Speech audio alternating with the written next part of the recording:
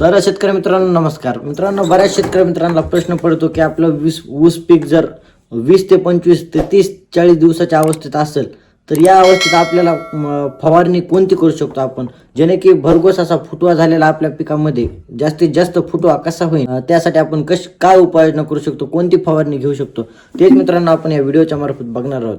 मित्रांनो, मागचे व्हिडिओ जो आळवणीचे जे व्हिडिओ नसतील बघितले तुम्ही, ते आळवणीचे व्हिडिओ आपल्या चॅनलवर आहेत, ते तुम्ही व्हिडिओ नक्की बघा.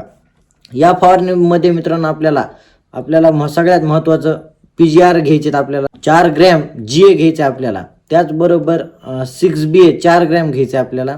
त्याचबरोबर मित्रांनो आपल्याला एका विद्राव्य खताचा देखील या फवारणीमध्ये वापर करायचा आहे. विद्राव्य खताचा जर विचार केला मित्रांनो तर 1261 या विद्राव्य खताचा आपल्याला प्रति 200 लिटर पाण्यासाठी 1 किलो 1261 घ्यायचे.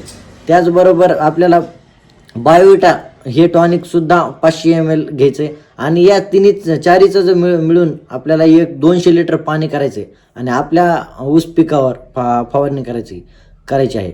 ह्याचा मित्रांनो खूप भारी रिझल्ट आहे, तुम्हाला नंतर दिसेलच. तुम्ही ही PGR ची फवारणी नक्की करा, एकदम अतिशय असा सुंदर रिझल्ट आहे. आपल्या पिकामध्ये भरघोस असा फुटवा झालेला आपल्याला दिसेल. त्याचबरोबर मित्रांनो तुम्हाला जर आळवणीचं देखील करायचे असेल तर आळवणीचे देखील आपण व्हिडिओ चॅनलवर टाकलेले आहेत, ते तुम्ही नक्की बघा आणि ह्या फवारणीचा रिझल्ट कसा येतोय ते कमेंट करून मला नक्की सांगा. धन्यवाद.